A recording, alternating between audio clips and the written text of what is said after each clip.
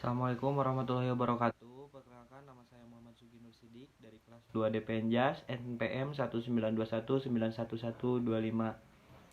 Pertama-tama, yang paling utama marilah kita panjatkan puji beserta syukur kehadirat Allah Subhanahu wa taala yang telah memberikan limpahan rahmat dan karunia-Nya kepada kita semua, yaitu nikmat iman, nikmat Islam, dan juga nikmat sehat yang mana kita semua dapat bertatap maya dalam keadaan sehat walafiat. Tidak lupa sholawat beserta salam semoga terlimpah curahkan kepada junjungan besar kita, yakni Habibana wa Nabiana Kangjeng Nabi Muhammad Sallallahu Alaihi Wasallam, kepada keluarganya, para sahabatnya, para tabiin tabiatnya, juga mudah-mudahan sampai kepada kita selaku umatnya yang turut tumut patut pada adarannya hingga yaumul akhir. Di sini saya akan mempresentasikan tugas dari pembelajaran teori belajar mengajar motorik. Nah, di sini saya akan membahas tentang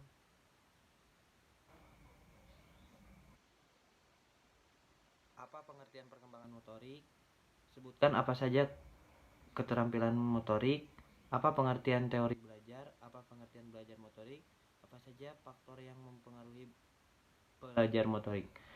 Nah, langsung saja yang pertama di sini ada pengertian perkembangan motorik.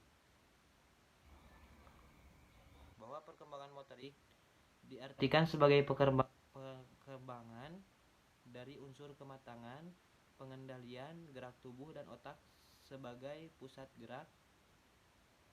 Gerak ini jelas dibedakan menjadi gerak kasar dan halus.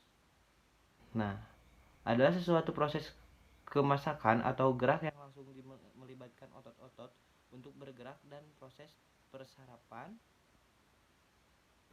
yang menjadi seseorang mampu menggerakkan dan proses menjadi seorang mampu menggerakkan tubuhnya.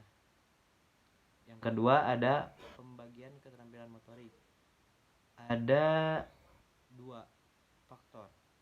Yang pertama ada keterampilan motorik kasar atau nama latin gross motor skill.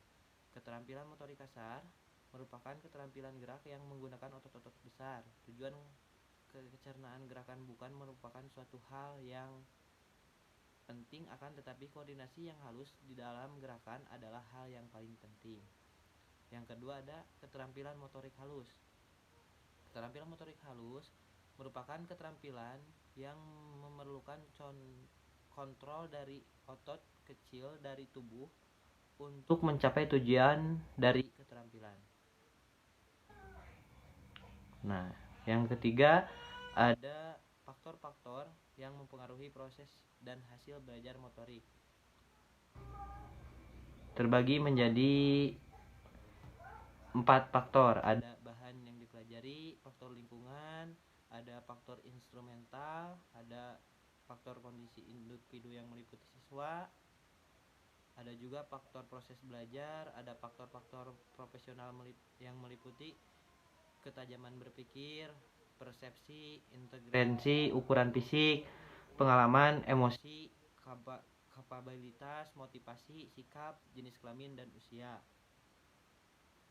Nah, dari yang beberapa materi yang tadi saya jelaskan, di sini saya akan menyimpulkan kesimpulan yang sudah saya rangkum, yang mana berdasarkan pada uraian atau pembicaraan yang sudah saya tadi jelaskan, dapat disimpulkan bahwa belajar dan mengajar motorik akan efektif apabila mengikuti faktor-faktor tersebut, sehingga dalam proses pembelajaran peserta didik akan lebih paham dan mudah ketika menerima materi yang disampaikan.